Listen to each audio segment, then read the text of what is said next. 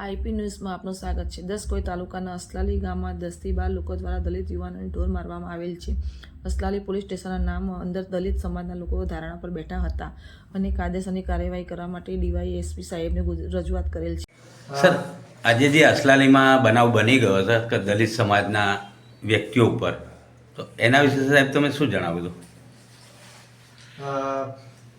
અસલાલીમાં તારીખ 14ના રોજ બે એક્ટિવા સવાર યુવકો વચ્ચે અથડામણ થઈ હતી, જે સંબંધિત દલિત યુવકોને આરોપીઓ માર્યા હતા, જે સંબંધિત આપણે તાત્કાલિક ગુનો દાખલ કર્યો છે।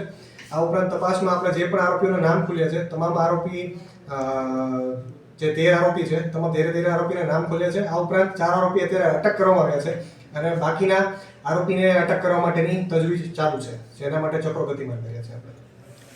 આ લોકો કંઈક એટ્રોસિટીની ને એની માંગ કરી રહ્યા છે સાહેબ, અને હજી પણ કંઈક વરઘોડાનું એવું બહાર જણાવતા હતા, તો એના વિશે સાહેબ શું જણાવ્યું?